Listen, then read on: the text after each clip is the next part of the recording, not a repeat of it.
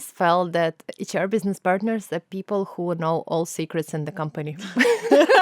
All gossips, all secrets. Perhaps. Yeah. We need to talk.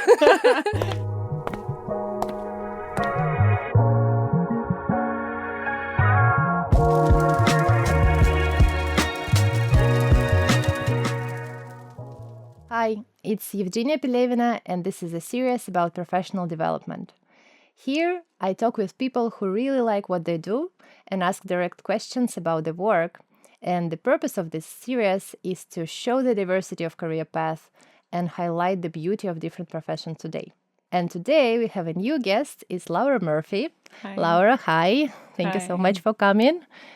And you are like people business partner. Yes. And you had amazing background and you're really like a super passionate person about your job. So I'm so grateful that you come and you can share your experience. Yeah, thank you for the invite. And to start, I would suggest just maybe if you can share like an overview of background, briefly at least. How did you start and what is your current position? What was on the path? Sure. So my path was a bit random to begin with. I mean, I studied quite a general degree at university, international business management. So when I graduated, I was a bit like, what do I want to do?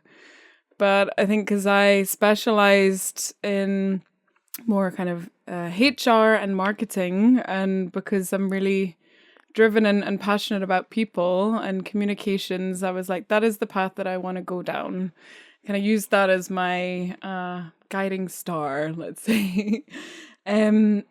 So I actually started my career out in marketing.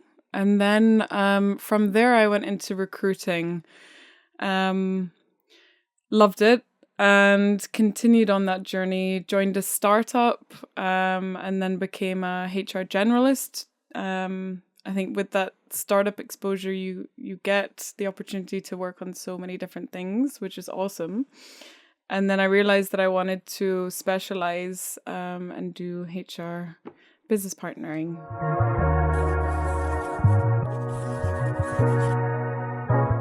Can you describe your usual working day? What are you doing during the day? It's a tough question because it's always different. What my role is as a HRBP is to work with line managers on their people strategy. That in itself can be many different topics, but the main things that I see myself working on are between leadership development topics and performance management, on top of that, resource allocation, making sure that teams have the right structures, setups, people, skills within them, and do a lot of collaboration with the Works Council. This was something that I didn't have at a startup, so it was a new challenge for me in my current role, but a good one.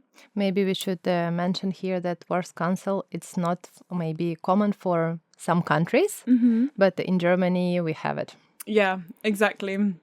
And I think coming from Scotland and moving into obviously Germany, going from startup life into scale-up life, and there's a much larger working operation here at Babel with a Works Council. Things are very different. So is it like your days like back-to-back meetings, or it's like some other activities? Do you have really time, to work alone, like more introverted mode? Do you have this opportunity? So I have to create those opportunities for myself. Most of my working day does, as you said, consist of meetings. But what I do really need to get things done in between is to just block time in my calendar. And what I find is very helpful in my role is just getting the time to also plan out teams maybe on a Mira board when it comes to looking at our structure. It helps with resource planning. For example, do we want to set up a new team? Do we have the people in the right places? Things like that, kind of visual collaboration that you need a bit of prep work in the background to work on is really vital in my role as well. So I certainly have to make the time for it. Yeah. I work in HR also, and in the previous different companies, I saw that HR business partners were involved everywhere, but they never had like one project that they should like start and finish. They more like a essential part, like a stakeholder, almost in each single project during like the whole career. How is it for you? Do you have this separated projects, or you more like contributor to many other, because it's such a big topic? Yeah. Very good question. I see ourselves as contributors to many other projects. We're almost like HR consultants for the line managers to support them on their people strategies. So we're kind of, I guess, influencers in their decisions. We're not the key decision maker, but we are there to support them to make calculated decisions in terms of Resource allocation, I guess, like planning the team, capacity management. Exactly. There are elements of performance management that we own. For example, at Babel, we have a calibration process. And this is something that us as BPs somewhat own. And that would be like our project rather than supporting a line manager on their team planning, for example. Yeah, so if you can like put it in one sentence, for instance, like what is like the purpose of being people business partners in organizations? So super generic, but from your perspective, what is the main focus? I would say the main focus is aligning the people strategy with the business strategy. And it's really key to come both with data, but also empathy for the people. Also, maybe to make it clear for some people who are not, familiar with HR, and like people strategy sounds like something really big, important, but nobody knows maybe if you are not in HR or in business. So it means, as we said, right, like resources allocation, planning, team like staff planning, like hiring, even like, right? Exactly, yeah.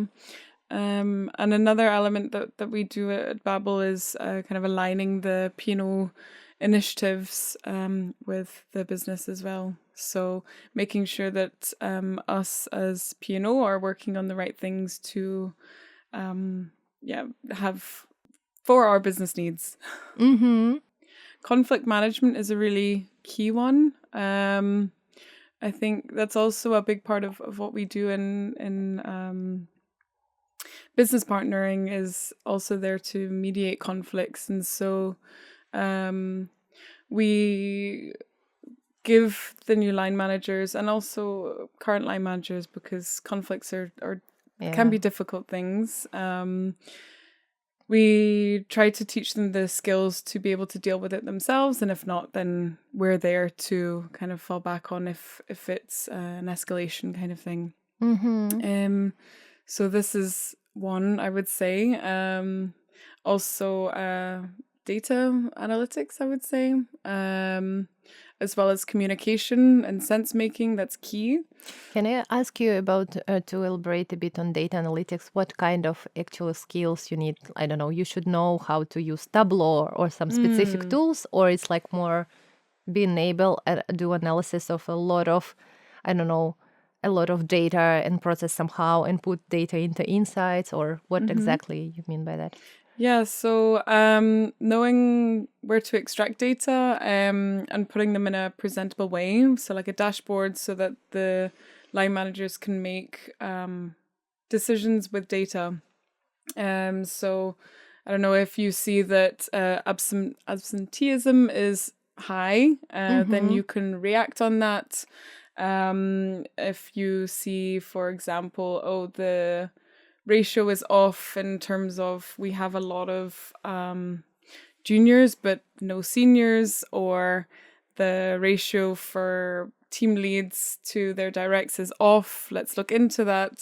So it's not, really difficult mathematics, but you need to be able to read data, understand it, and present it in a way that makes sense to your stakeholders. Yeah, and aware what kind of data it could be also. Exactly. I always felt that HR business partners are people who know all secrets in the company. All gossips, all secrets. Perhaps. Yeah. We need to talk.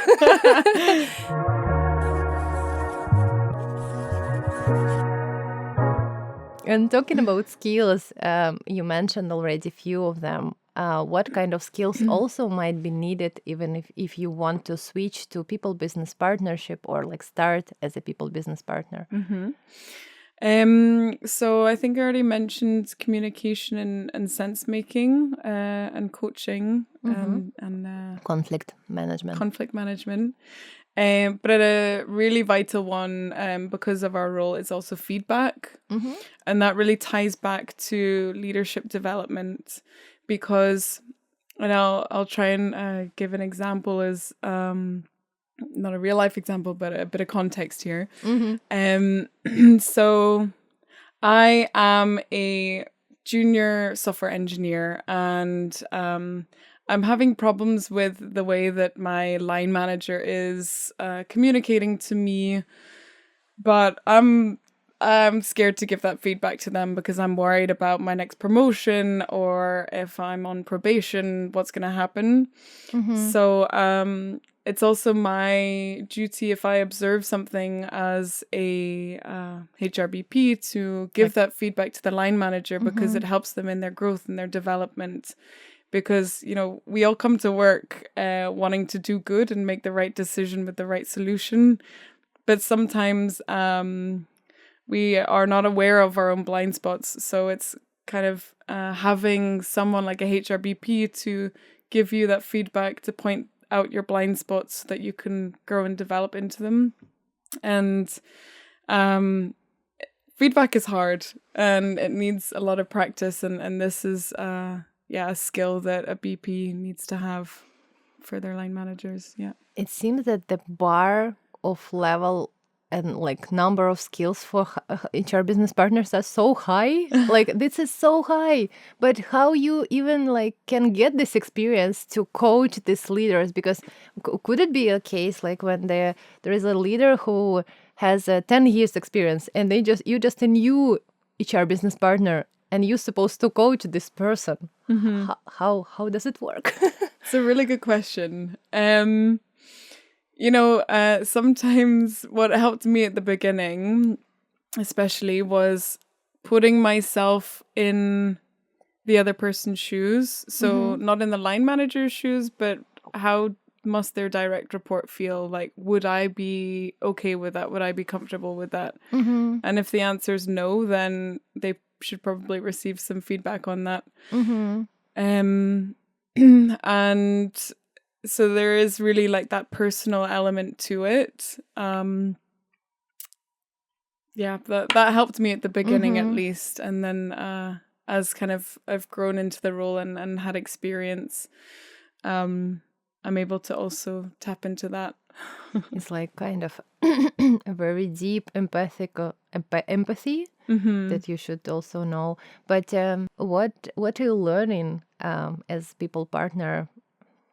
Which kind of topics you usually cover? I don't know. Can you share? Yeah. You can never have enough experience in and knowledge when it comes to, I guess, conflict management and coaching, because people are complex and different creatures. That's also what makes my role very exciting. So I think kind of tapping into opportunities that arise to grow my skills there. But also at the moment, the huge movement in AI. I think what I most recently was doing in terms of courses was ChatGPT for HR, and kind of learning ways, both like safely and ethically, how to use ChatGPT to make our role in HR more efficient and effective. And this is the thing, it's about learning these technologies rather than being scared of them. I think that people need to do, because if we can use them to make ourselves better and faster, then let's tap into it. It seems like also when you're aware of the technology, you can prevent some situation because you already Exactly. educate yourself and people around. So Yeah. cool. So some trendy, popular things also very valuable. Really cool.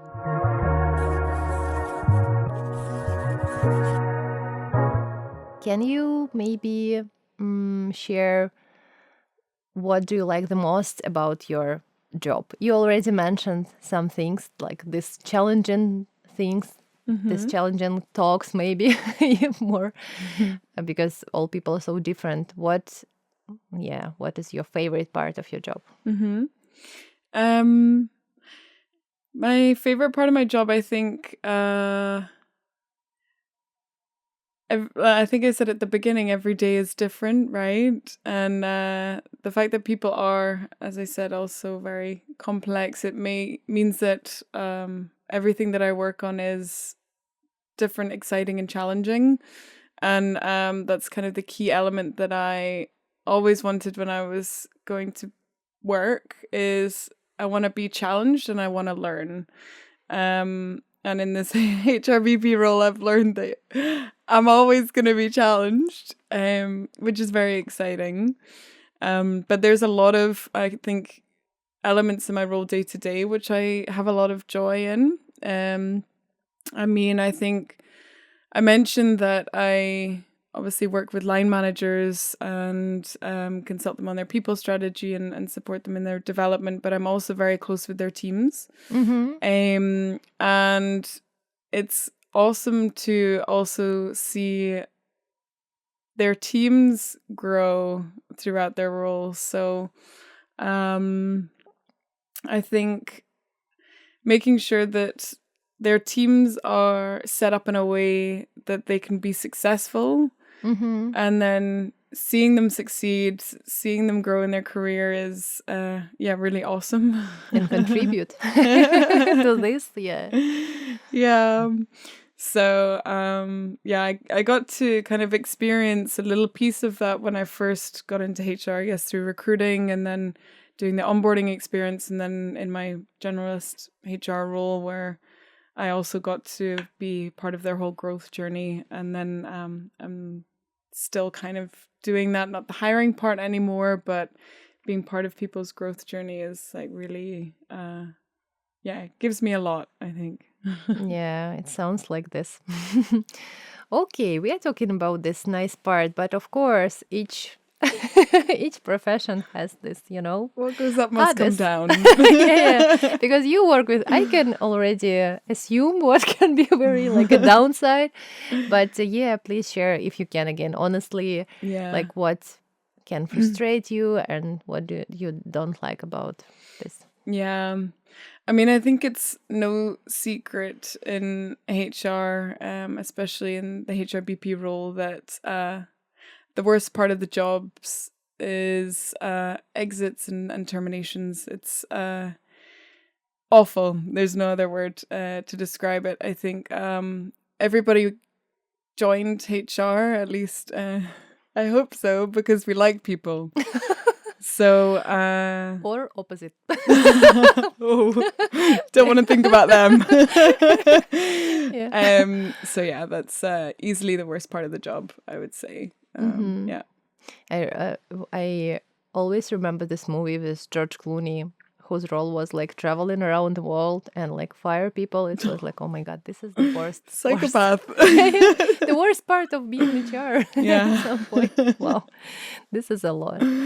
Wow. Yeah. So thank you for sharing. Pretty honestly, this. Something else. Maybe you can also share some specific examples of the initiative that you were involved in recently, and you like they made you feel like super happy, super satisfied, and their downside, what was the case that you're like, ah, I think actually, it took a bit of getting used to me, and I think I mentioned it earlier about going from a startup to a larger scale organization.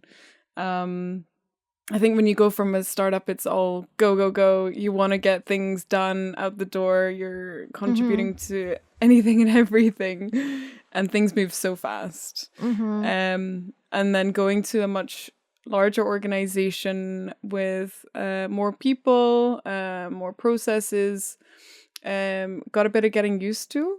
I think in my previous company, the HR department was absolutely tiny. It was like me You? and there one person. Okay, 2 people at least. And yeah, now the P&O department in Babel is much bigger, which is awesome, and we have the opportunity to work on things and really support our people. And so I think knowing where my role stops and starts at a bigger company was again something that I needed to get used to just let go of some things that I was so used to doing back in my previous company. Because at the end of the day, I think yeah, I wouldn't have the capacity now to also do recruiting and everything for so many people. So it's great that I can specialize now, and that's what I wanted. So yeah, even though it took a bit of getting used to, I'm there, and it's a positive thing. Maybe you can share some example of the initiative or project that you're like solving right now, or you just solved and you're like, Well, no secret projects, of course. Only open one. I mean, I think I mentioned earlier calibrations. So for those that don't know what a calibration is,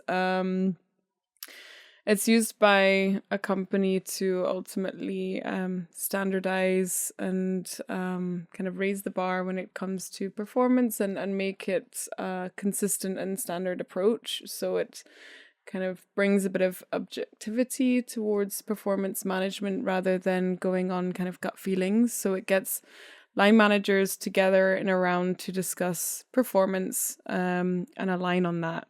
Which is really awesome. And yeah, we've just finished that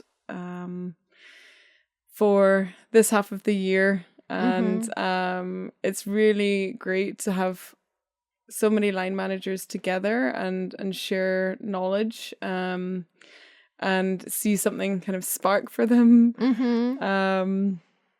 Yeah, that's awesome.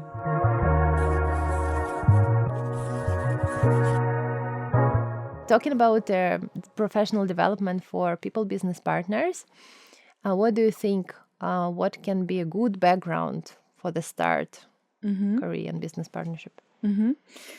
So I think quite a common one is my journey that I've seen. I think starting out in HR via recruitment and then going into more of a HR generalist role and then specializing as a HR business partner. What I've also seen is things like HR coordinator to HRBP associate and then kind of growing through the HRBP career path. Yeah, that's the most common ones, I would say. And what can be the next step according to this path after HR business partner? Like head of people, basically? Yeah, so I would say head of HR and then like director and VP of HR. I've also seen like a global HRBP. So yeah. Cool. And if we are talking about transition from this HR business partner path to another path, maybe not these areas that you mentioned, what do you think, what can be also relevant for people who are working in HR business partnership right now? We can discuss, like, brainstorm together. What could be relevant and where could they change? I guess it depends on where their qualities and desires lie. I've seen people go from recruiting to HRBPing and then back into like a team lead in recruiting or Head of talent acquisition. exactly, Right? yeah, head of talent acquisition. And at the same time, I've also seen people go into more strategic roles. So like literally a head of strategy or something along those lines. So I think it's really different depending on person per person. But I think the most common thing to do is stay within the HR field and continue to explore because what I've seen is also many of the skills can be quite interchangeable within HR, which is awesome. Yeah, it's so true. I can also contribute here a bit. I think that people who work in as HR business partners, I can assume what I saw, might have very good, like, people management skills. So it could be also CEO or something. Why not? Like, Yeah. or advisor, people advisor. Or I also saw sometimes that people switch to innovation department, or like change in innovation departments, driving some changes. And also I was thinking that maybe like this social area, because you work a lot with people, like needs. Yeah. It could be also probably. Yeah. And I've also seen people becoming full-time coaches. Oh yeah, this is so So that's common. very common.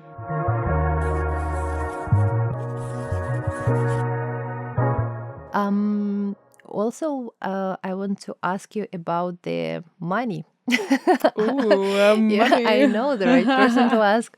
Yeah, I know that it's also tricky to talk about money. We don't expect any like specific numbers from your side, but we have Glassdoor and other open resources. Yeah. So maybe you can talk a bit like range for Germany or from region that you like know about, because of course this depends on the country, as I always say, and like profession or the company, and so many things. Yeah.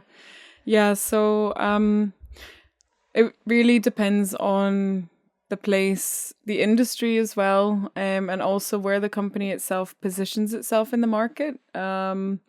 So in Berlin, for example, what I've seen for a HR business partner on Junior or senior? Which? for junior, you're looking at anything around, I don't know, 37K to senior, up to 80 to 85K. But it's really dependent on, the company and the industry as well Yeah. as the place.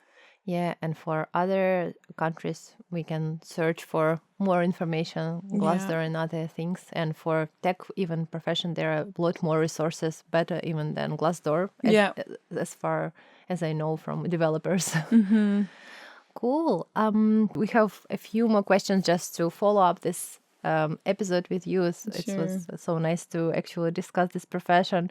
I have a few more questions about resources that people can follow and check and learn about HR business partnership. Maybe you can recommend something, or maybe you follow someone as like a role model. Can you share something? Yeah.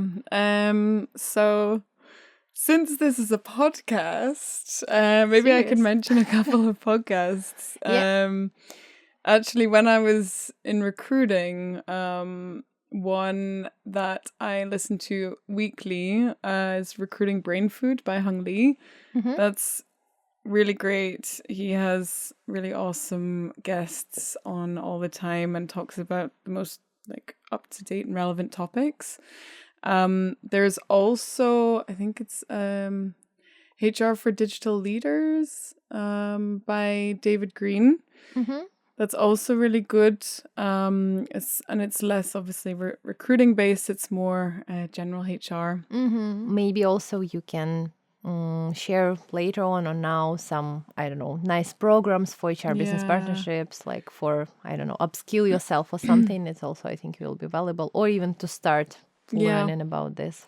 One other thing that I have is people over perks. So this is both a Slack channel and a newsletter that I believe comes from Leapsome. But it has loads of HR professionals on it, kind of sharing what they're doing, what's working for their company, sharing knowledge. So that's a really great platform to learn from other HR professionals and leaders. Mm-hmm. And on top of that, somewhere which I have been doing my courses lately, and particularly the one that I mentioned earlier about ChatGPT for HR. So there's a platform called AI HR, Mm-hmm. and they have really great courses, again, with a big network and community, Mm-hmm. and a platform where people discuss and engage different topics and what they've learned from courses that they've done. They also have things like webinars, Okay. which are full of topics and the most kind of relevant and up-to-date courses that you can actually also get certified in. So that's a big plus. Talking about courses, what do you think? Is it important to have their relevant education in HR, or people without education also can step in? So this is a really good question. Because I think it depends who you ask and what papers that you're reading. But from my experience, it is very common to have education in psychology or HR or business, to then go into kind of a HR background. But actually, what I've also seen is that one example is in my previous startup company, we hired a working student who had a degree in aerospace. Exactly. This is And happening. and they were helping me out on certain HR topics. And from there, they've now become a HR coordinator for a company in Berlin. Mm-hmm. So I think it's certainly about education, but at the end of the day, if you're able to get your foot in the door and get the right relevant experience and have people that will take a chance on you, and you come with the right attitude to learn and do, then try it and go with it. Yeah, try it out. Experience really like a deal breaker.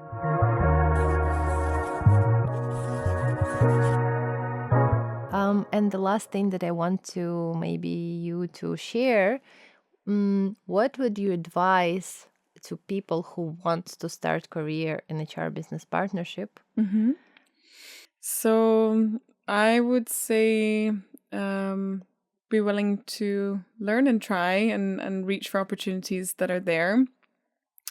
I would encourage them as well, especially if you're at the beginning of your career, to look for that internship, to look for that student job. I actually started my first job as a volunteer. And yeah, don't shy away from opportunities or think that you're above anything.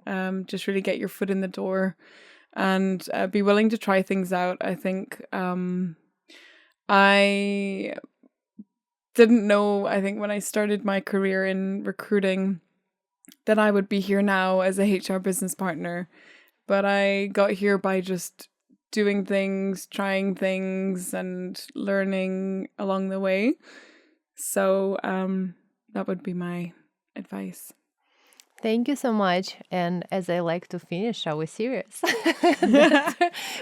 finding a job is like finding a partner. As you said, you explore some options, you try to figure out what you really want, and then find a perfect match. hmm Thank you so much for today for coming. It was a pleasure to talk to you. Thank you for the invite. It was a pleasure as well to be here. Thank you.